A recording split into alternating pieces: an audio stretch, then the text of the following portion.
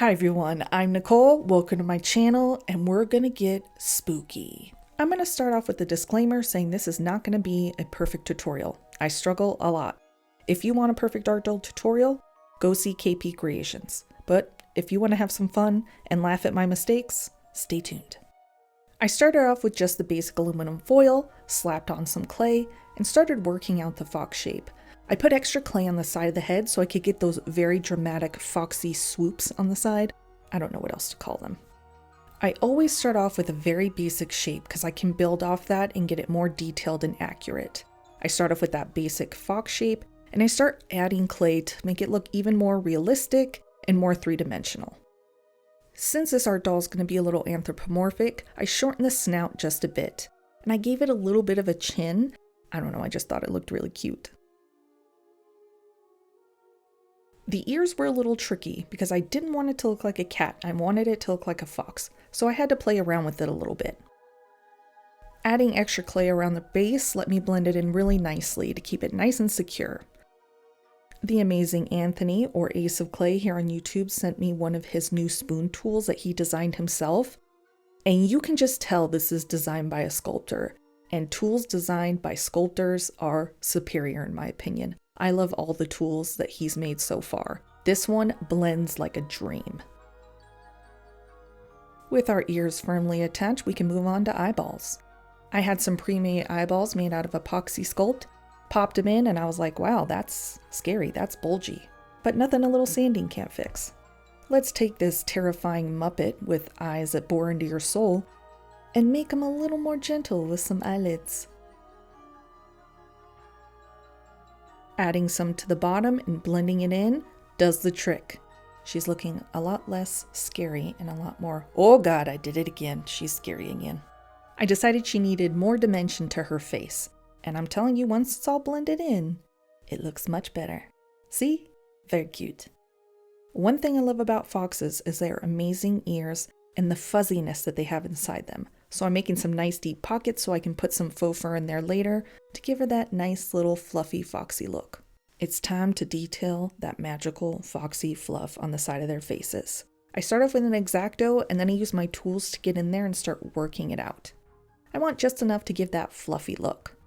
And you cannot forget the eyebrows. Foxes have the cutest eyebrows ever. I don't want those eyebrows going anywhere, so I'm going to make sure to blend them in.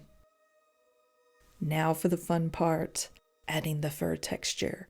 I both love and hate this process, and I use about 1 million tools to be able to get into all the little cracks and crevices that need that fur detail, because I never think about how hard that's going to be when I'm sculpting something.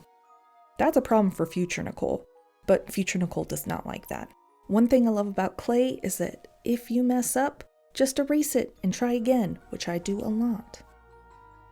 I know mounting the head on a spike is a little ghoulish, but help me get all that detail without smushing it. And now I'm gonna smooth it. Smoothing everything out with this clay softener is always one of my favorite parts. And look at that.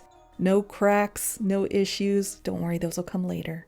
Later is now. One of the issues was these paws. I made them, I hated them, we're gonna redo them. I did the armature off screen because I'm still kind of self-conscious and still learning how to make art dolls. Check out KP Creations for more armature tips. It was a struggle, you guys. There was a lot of struggle and self-doubt, so I just had to do it off camera, keeping it real. For the little feet paws, I just started off with a little base and started building up the little paw around it. I kept adding clay until they were as big as I want, and then I could start texturing them. I wanted to make sure there was also fur on the bottom because I love details and I wanted to add some little toe beans later. I also added those little holes where the nails come out. I don't know, I didn't really look at fox feet, so I'm just winging it. I kept looking at the face and felt like it was missing something, so I went ahead and gave it almost like a little eyelash. I used some glue so they wouldn't fall off, and now we can move on to the Fix-It sculpt. Cosplay was a little too bendy for my liking, so I went ahead and used this for the feet. This is going to give us durability and strength. Since this is a humanoid type animal figure, I used both a human anatomy as reference and digigrade character references, which were really helpful. That helped me get the bend in the legs correct because there's different ways you can do it. I want to make sure it didn't look weird because if it's off, people are going to notice. I made sure to blend in that epoxy clay really well so it matched with the Cos clay. I like having really strong legs on my characters so that they stand correctly, and this epoxy clay is really going to help. But it does start curing once you mix it, so I had to start moving a little fast when I was furring because it started drying.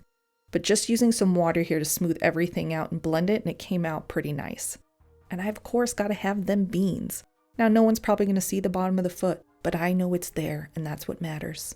And cuteness is always worth it. Look at them. They're so cute.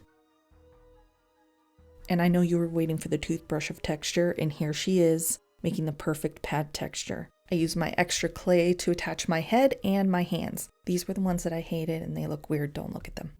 It's time for the muscles, and we're going to be using quilt batting, cut into strips. I have large, medium, and small pieces, and this is going to help us build up the shape of our doll.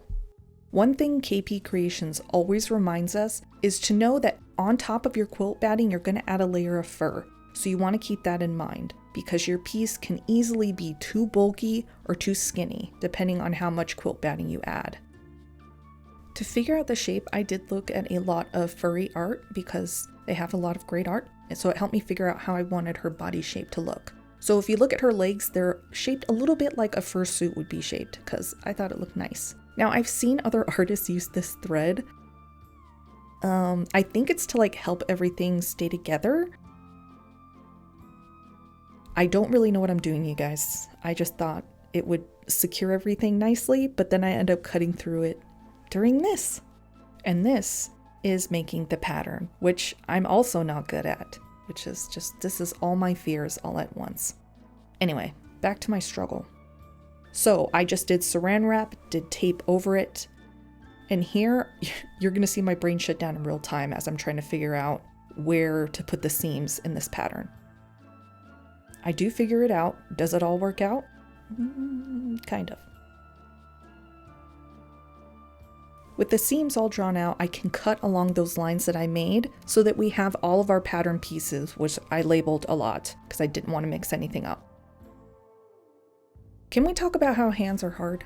This took so many tries, hands are the worst. I said it there. Hands are the worst. Here's me struggling. They start looking like Mickey Mouse hands and then it gets better. But I start off with a kind of a paw shape. So I want this to look kind of like a paw, kind of like a hand. So I look at some references and I kind of hit in between. These are kind of like little ape hands. It's funny.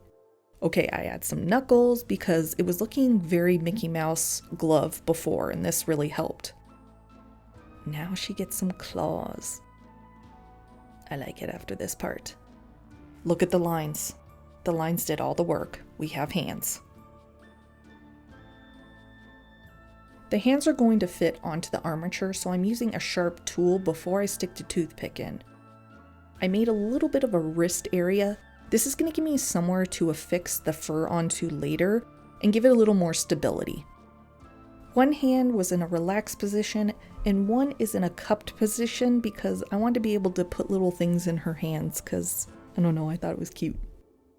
The magic of a drill bit, you just drill the clay out and then I could pop some crystals in and now our girl has a double piercing, looking very cool. We're going to throw those out and pretend they didn't happen. I'm using the epoxy clay almost like a glue so that I can put those hands back on. Then I noticed that one of the foots was not the right size, so I went ahead and evened that out. You can build right on top of the other clay, just make sure it's blended well, and I matched the furring up to match so nobody would know. Of course, we need a little bit of beans on the hands. Now, before I started my YouTube channel, I used to make art dolls, but I made these fairy fluffs, which were a much simpler design. Very cute, but only a 2-piece fur pattern. Compared to the one I am trying to make now, it is so different and so hard. So I'm glad I'm pushing myself and learning new skills. One of the tricks from my fairy fluff days is using this white gel pen roller to help me transfer my patterns onto darker colors. I made sure to label each piece so I wouldn't get confused, which is not hard when it comes to me. I'm going to be cutting the fur with scissors. I'm very experienced with cutting this in a certain way where I don't cut through the fur and you can literally pull it apart. Easy peasy. What's not going to be easy peasy is sewing this all together and making sure it works.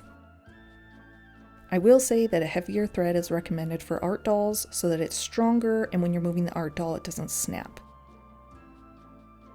I have made 2 more complex art dolls. One I used a pattern for on top, and the bottom one I used KP Creations method, which are both great. I'm definitely still learning, and I am not good at sewing, and I don't think I'll ever be good at sewing, but you don't have to be to make art dolls, I promise. Just look at this hot mess. I make it work. For the torso, I made almost like a fur bodysuit. So I'm sorry, this is a mess, you guys. Look at this. My tail didn't even line up or anything, and I just chopped it off and went, well, we'll make it work. A lot of this footage is just not great, so this is honestly the best of it, okay? Here, I'm going to do the legs, and something went wrong. Do I know what? No, maybe you guys know, but there was a huge gap here. So I went, all right, well, I'm just gonna use this fancy tool I bought that was on sale to help me measure it, and we're just gonna sew it together, and we're gonna pretend that didn't happen. Did the same thing for the arms, which also came up short, so that was great. And our fox looks like she's wearing a fur coat made of fox. So we're gonna fix that with shaping. KP Creations recommends using trimmers made for dogs because I'm telling you, this is a lot like trimming a dog would be. I really think I could do some good work on a poodle. Once I start shaving this down, that's when I was like, okay, we might actually pull this off.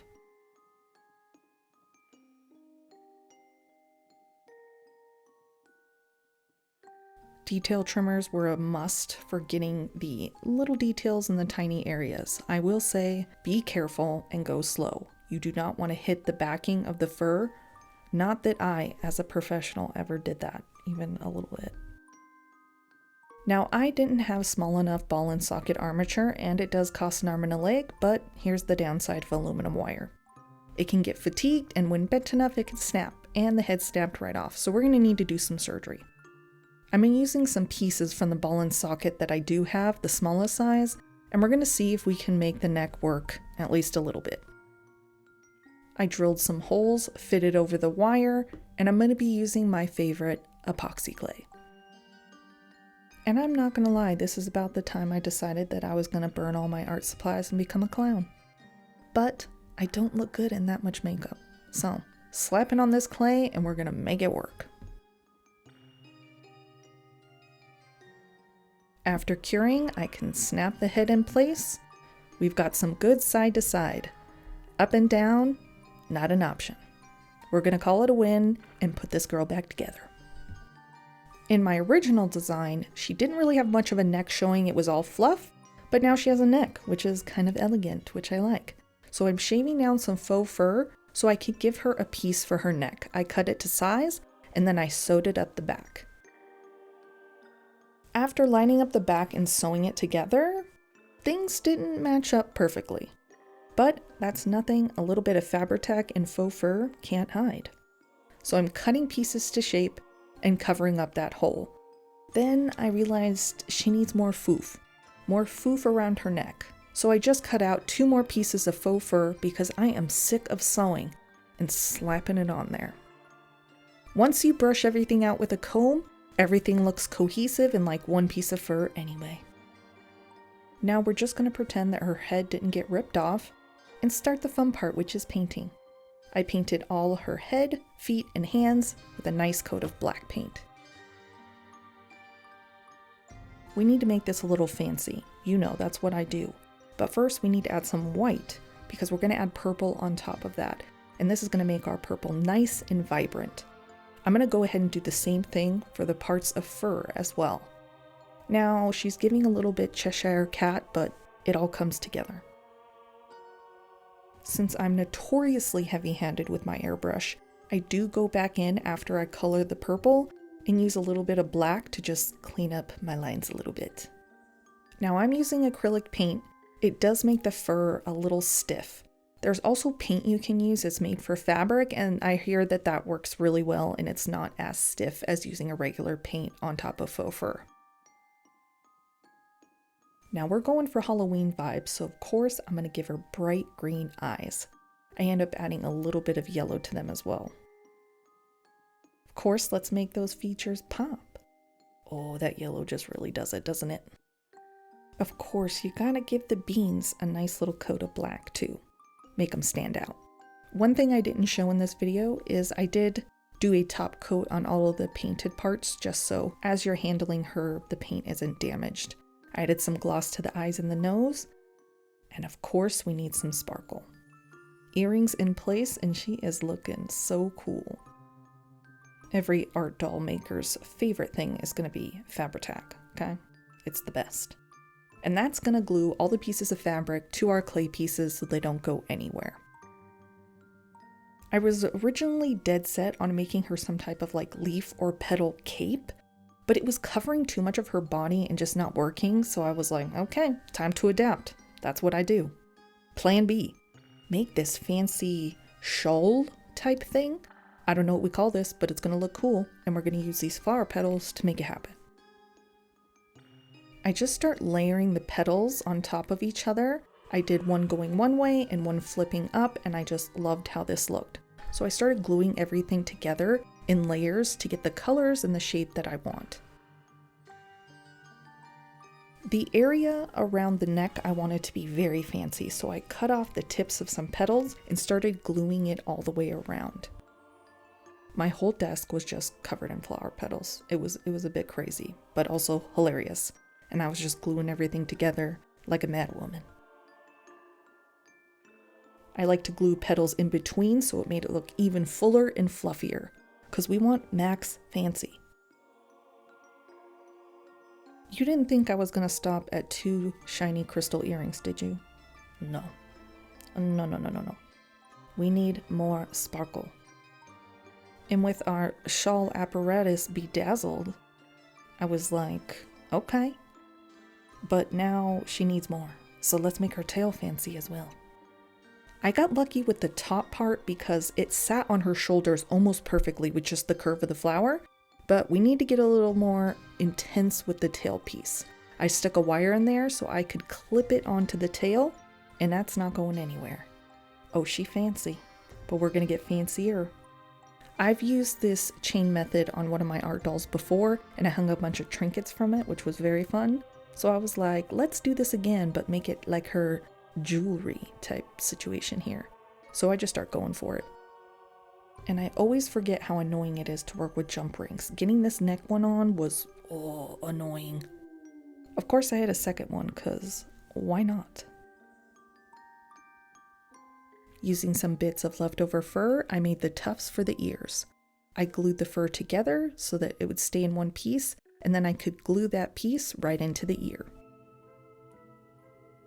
And I just felt like she needed some spooky little pals. So let's go ahead and make her some little friends.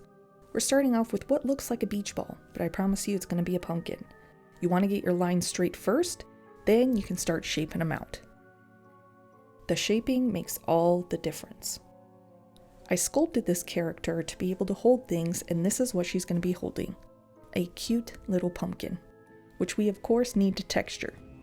And I love making pumpkins with long stems because you can get all artsy fartsy with it.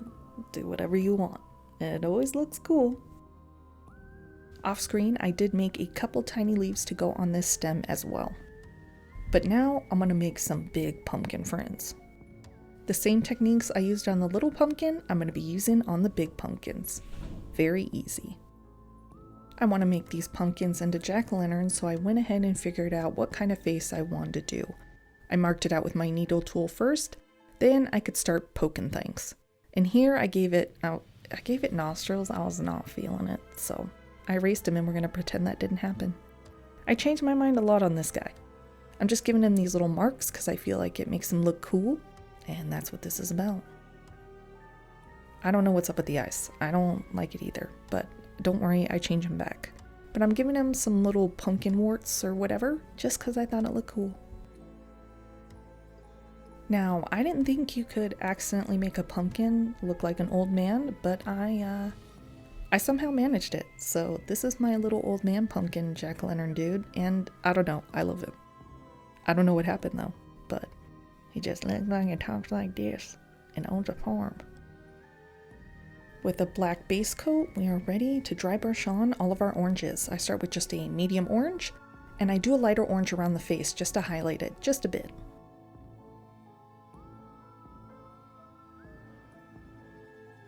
I mixed brown and orange together and watered it down a bit to get this wash that I put in all the little details. And of course, to make it just a little bit spooky, after I add the brown, I'm gonna do some yellow over top so that those eyes shine just a little bit. And you can't forget those stems. And once I made these pumpkins, I was like, these are so cute. Wouldn't it be fun if she had a little ghost friend? And then I was like, wait a minute. I have some spare ghosts from when I made my ghost cubes. And I have this cute little white one with a hole in the bottom. Just rigged up some wire and bam. Little ghost friend.